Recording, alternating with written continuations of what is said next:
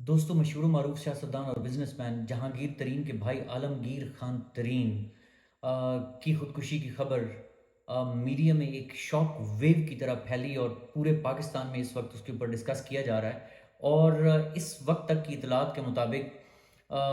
उनका एक अपने हाथ से लिखा हुआ लेटर भी उनकी डेड बॉडी के साथ पड़ा मिला है, जिसके कंटेंट्स किसी हद तक जो मीडिया में पब्लिश हुए हैं वो मैं आपके साथ पहले शेयर करूं और उसके बाद डिस्कस करते हैं कि ये खुदकुशी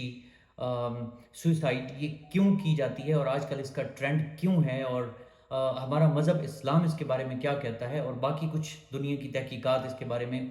क्या कुछ तहरीर किया गया है। तो सबसे पहले तो जो उनका अपना ख़त है या जो तहरीर उनकी डेड बॉडी के साथ मिली है, और कहा जा रहा है कि ये उनकी हैंड रिटन एक ख़त है जिसमें उन्होंने तहरीर किया है कि मैं भी ज़िंदगी से प्यार करता था, मैं एक भरपूर ज़िंदगी जिया हूँ, और लेकिन अब 6 माह से मैं स्किन की एक बीमारी में, एक जल्द की एक बीमारी में मुब्तला था, जिसका असर मेरी आंखों पर भी पड़ा और मैं पढ़ने के काबिल भी नहीं रहा। और शायद ये भी तहरीर है कि मेरी एक साइड काफ़ी ज़्यादा ख़राब हो गई थी। और ख़ास तौर पे जो उन्होंने ज़िक्र किया कि मैं डॉक्टर्स के चक्कर नहीं लगा सकता, इसलिए मैं अपनी जान ले रहा हूँ। ये हैं कंटेंट्स जो इस वक्त मीडिया में पब्लिश हो रहे हैं उनके ख़त के बारे में। तो ये बात पढ़ते हुए एकदम मेरे ज़हन में जो कुरान पाक ने हमें बताया कि हज़रत अय्यूब अलैहिस्सलाम जो अल्लाह के नबी थे, उनके बारे में तहरीर है कि उनको भी जल्द की बीमारी हुई और उन्होंने सब्र किया, और नहायत सब्र के साथ बहुत शदीद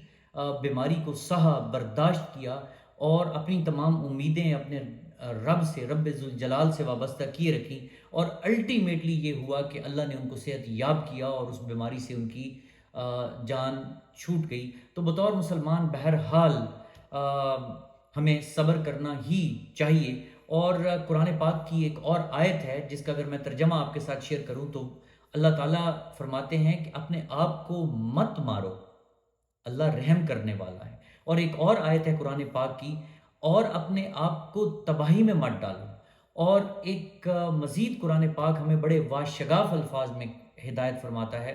कि हमें कभी रब की रहमत से मायूस नहीं होना चाहिए। इसीलिए मुसलमानों के यहाँ खुदकुशी बहरहाल एक नापसंदीदा अमल है और उसको गुनाह समझा जाता है। और अगर हम अपने मुल्क पाकिस्तान की बात करें तो ताज़ीरात पाकिस्तान में भी अगर कोई शख्स अपनी जान लेने की कोशिश करता है और फिर वो बच जाता है तो उसके खिलाफ बाकायदा कार्रवाई की जाती है। ये एक जुर्म है जिसकी उसे सज़ा भुगतना पड़ती है। बहरहाल हम इसके ऊपर कोई कमेंट नहीं करते। हम आलमगीर खान तरीन के दर्जात की बुलंदी और उनकी बख्शिश की दुआ ही कर सकते हैं कि अल्लाह ताला उनको जवार रहमत में जगह दे और उनके गुनाहों की बख्शिश करे। लेकिन अब हमने ये देखना है कि बतौर मुसलमान ज़िंदगी को देखने का हमारा अंदाज़ क्या है। तो जब हम जो अल्लाह ने हमें ज़िंदगी दी, फिर एक मुसलमान का अकीदा क्या है? एक मुसलमान के लिए ज़िंदगी अल्लाह ताला की तरफ से दिया गया एक तोहफ़ा है, अल्लाह ताला की तरफ से दी गई एक अमानत है। क्यों ज़िंदगी, अपनी ज़िंदगी लेना जुर्म करार दिया गया? क्यों अपनी ज़िंदगी लेना गुनाह करार दिया गया? कि हम अपनी ज़िंदगी के मालिक नहीं हैं, बल्कि ये ज़िंदगी अल्लाह ताला की अमानत है। इसीलिए इस ज़िंदगी का एक तकद्दुस है, ये ज़िंदगी मुक़द्दम है बहुत सारी चीज़ों से, और अल्लाह ने किसी दीगर की जान लेना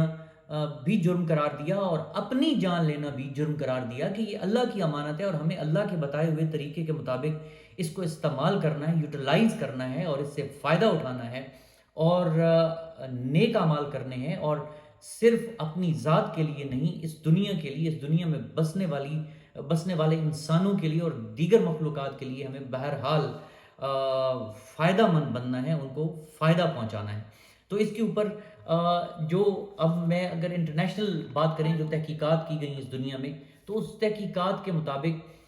जो हैरानी की बात थी कि बड़ी उम्र के लोग, बड़ी